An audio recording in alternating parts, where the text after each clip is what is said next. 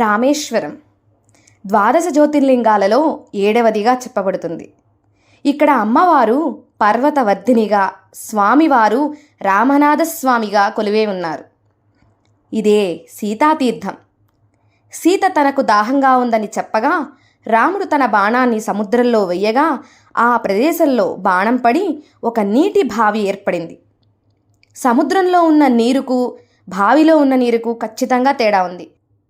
మేము అక్కడికి వెళ్ళినప్పుడు ఆ తేడాని గమనించాము. సముద్రం చుట్టూ ఉప్పు నీరు ఉన్నప్పటికీ ఈ బావి నీరు సాధారణంగా ఉండే నీరులా ఉండడం విశేషం. ఇక్కడ ఇదే అగ్నితీర్థము. రామేశ్వరంలోని సముద్ర స్నానం చాలా విశేషమైనది. ఈ ఆలయం శైవ వైష్ణవులకు పవిత్ర దివ్యస్థలముగా భావింపబడుతున్నది. పూర్వము నుండి వచ్చే ఆచారాన్ని అనుసరిస్తూ భగవంతుని పూజించటానికి 3 లక్షణాలు ఉండాలనేను. 1 మూర్తి, 2 స్థలము, 3 తీర్థము. ఈ రామేశ్వరం యందు ఆ 3 కలవు. రాముడు ఈశ్వరుడు ఒక్కటే. అందుచేతనే ఈ క్షేత్రానికి రామేశ్వరం అని పేరు వచ్చింది. అచ్చడి భగవంతుడిని రామేశ్వరుడు, రామలింగము, రామనాథుడని పిలుస్తారు. లంకాధిపతి అయిన రావణుడు సీతను లంకయందుంచగా ఆమెను రక్షించుటకై శ్రీరాముడు రామేశ్వరము నుండి లంకకు వెళ్ళినట్లుగా రామాయణ ఇతిహాసము తెలుపుతున్నది. శ్రీరాముడు సముద్రదేవునికి, హనుమంతునికి దారి ఇమ్మని కోరెను. ఆంజనేయుడు తన వానర సైన్యము చేత పెద్ద పెద్ద బండరాతులతో వారధి కట్టించి లంకకు మార్గమును ఏర్పరచెను. రావణ బారి నుండి సీతను రాముడు విడిపించుకొని రామేశ్వరానికి వచ్చి తాను రావణ బ్రాహ్మను చంపిన బ్రహ్మహత్యాపాతక దోషము పోగొట్టుకొనుటకై శివలింగమును ప్రతిష్ఠ చేశాను. ఇక్కడ ఇదే రామనాథస్వామి యొక్క తూర్పు ఆలయ గోపురం. సేతు పురాణ గ్రంథం ప్రకారం రామేశ్వర పరిసరాల్లో పూర్తిగా 66 తీర్థాలు, పవిత్ర జనవనరులు ఉన్నాయి.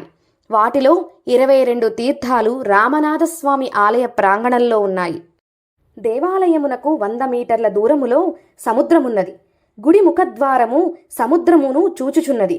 ఇక్కడి నీటిని అగ్నితీర్థమని పేరు. దేవాలయపు ఆవరణలో 22 బావుల రూపమున తీర్థములున్నవి. ఈ తీర్థములన్నిటినీ స్నానము చేసిన దేహ పరిశుభ్రతయే కాక మనస్సు కూడా పునీతమగును.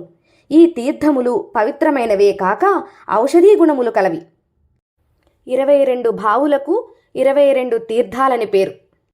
వాటి పేర్లు మహాలక్ష్మీ తీర్థము, సావిత్రి తీర్థము, గాయత్రి, సరస్వతి, సేతుమాధవ తీర్థము, గంధమాదన తీర్థము, కవచ తీర్థము, గవయ తీర్థము, నలతీర్థము, నీలతీర్థము, శంఖతీర్థము, చక్రతీర్థము, బ్రహ్మహత్యాపాతక విమోచక తీర్థము, సూర్యతీర్థము, చంద్రతీర్థము, గంగాతీర్థము, యమునాతీర్థము, గయాతీర్థము, శివతీర్థము, సత్యామృత తీర్థము, సరస్వతీ తీర్థము, కోటి తీర్థము.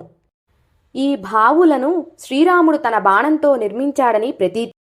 22 బావుల దగ్గర స్నానమైన తరువాత బట్టలు మార్చుకొని ఆలయ ప్రాంగణంలోకి ప్రవేశించి స్వామివారిని, అమ్మవారిని దర్శించుకోవాలి. ఇక్కడ జ్యోతిర్లింగ దర్శనమే అద్భుతమైన దర్శనం. ఇక్కడ ఆదిశంకరులచే పూజించబడిన స్ఫటికలింగ దర్శనం, దీనినే మణిదర్శనం అని కూడా అంటారు. ఈ దర్శనం ప్రతిరోజు ఉదయం 5 గంటల నుండి 6 గంటలు మాత్రమే లభించే అద్భుతమైన దర్శనం. ప్రతి ఒక్కరూ దర్శించండి. ఈ వినాయక స్వామినే సంతాన వినాయక స్వామి అని అంటారు. ఈ స్వామిని దర్శించుకుంటే సంతాన భాగ్యం కలుగుతుందని భక్తుల విశ్వాసం. ఇదే మన హనుమంతుల వారు తీసుకొచ్చిన విశ్వలింగం. హనుమంతుడి ఆలయంలో వెనుక భాగంలో ఉంటుంది. చాలామందికి తెలియదు, దర్శించుకోండి. శివలింగ ప్రతిష్ఠ చేయటానికై రామనాథుడు కైలాస పర్వతం నుండి శివలింగమును తెచ్చుటకై శ్రీరాముడు హనుమంతుడిని పంపెను. సకాలములో ఆంజనేయుడు రాలేకపోయాడు. అంతట సీతాదేవి ఇసుకతో లింగమును తయారు చేయను.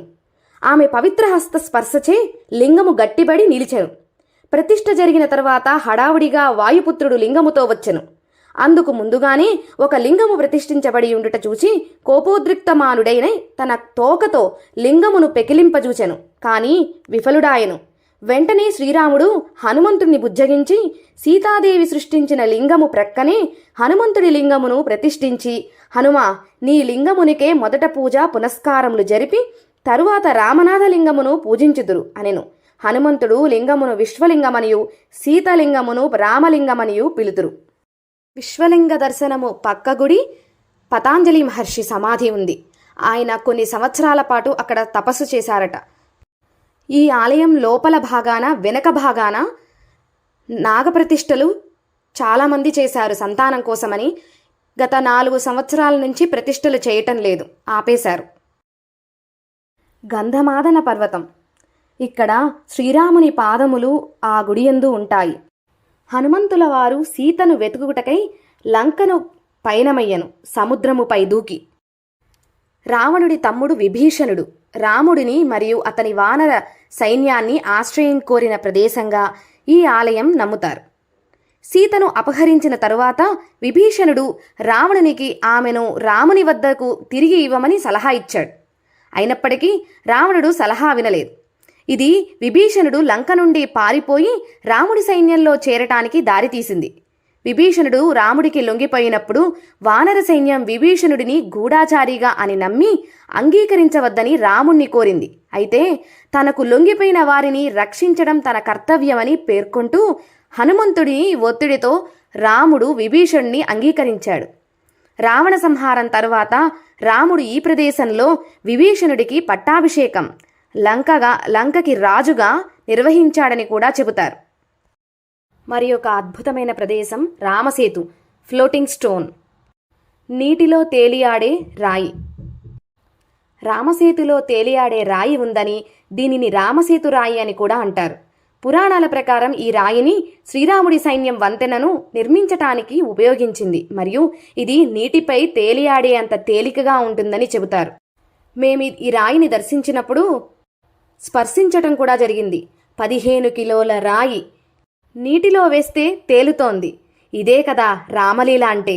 ఈ ద్వీపమంతయు పవిత్రముగా ఎంచబడుతున్నది కనుక ఇక్కడ వ్యవసాయము కానీ నూనెలు కానీ కుండలు చేయటం కానీ నిషేధింపబడినది.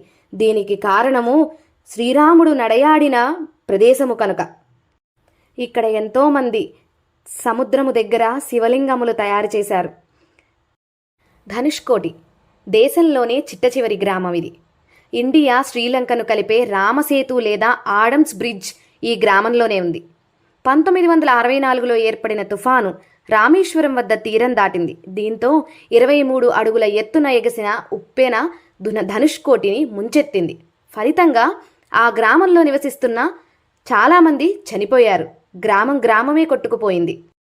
ఉత్తరాన ఉన్న హిమాలయాలతో మొదలుకొని దక్షిణాన సముద్రంతో ముగిసే ఈ దేశంలో వింతలు విశేషాలకు కొదవలేదు.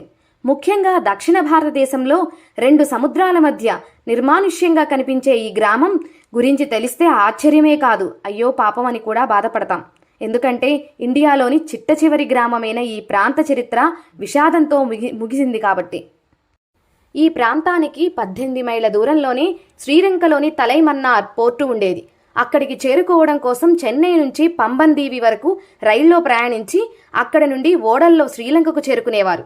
అయితే 1964 తర్వాత ఆ మార్గం ధ్వంసమైంది. 1982లో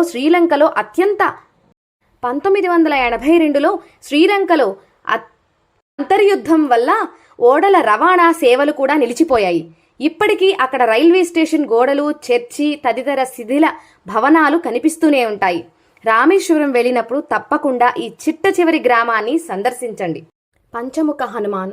ఈ ఆలయంలో మరో ప్రధాన ఆకర్షణ భక్తులు చూడటానికి ఆలయంలో ఉంచబడిన తేలియాడే రాళ్ళు, ఫ్లోటింగ్ స్టోన్.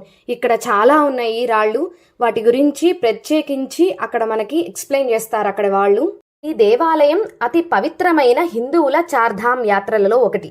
మిగిలినవి బద్రీనాథ్, పూరి, ద్వారకలు. అద్వైత మత పాఠశాలను ఆదిశంకరాచార్యులు ప్రారంభించారు. ఆయన హిందూ సంస్థలను భారతదేశ వ్యాప్తంగా నెలకొల్పినట్లు ఆధారాలున్నాయి. ఇచ్చట చార్ధామ్లలో ఒకటిగా ఈ దేవాలయాన్ని నెలకొల్పినట్లు ఆధారం ఉంది. భారతదేశం నలుమూలలా 4 మఠాలు నెలకొల్పారు. వాటిలో ఉత్తర భాగాన బద్రీనాథ్, తూర్పున పూరి జగన్నాథ్ దేవాలయం, పశ్చిమాన ద్వారకలో ద్వారకాధీశ దేవాలయం, దక్షిణాన రామేశ్వరంలో రామనాథ దేవాలయం నెలకొల్పారు. సిద్ధాంతపరంగా దేవాలయాలను హిందూ మత శాఖలైన శైవ వైష్ణవ శాఖలుగా విభజింపినప్పటికీ చార్ధామ్ అందరు హిందువులకు ప్రసిద్ధ యాత్రా స్థలాలుగా భాసిల్లాయి. జీవితంలో ఒక్కసారైనా వీటిని సందర్శించాలనేది హిందువుల నమ్మకం. సాంప్రదాయకంగా ఈ ప్రయాణం తూర్పు పూరీ నుండి ప్రారంభమై సవ్య దిశలో ప్రయాణిస్తూ మిగిలిన 3 సందర్శించాలి.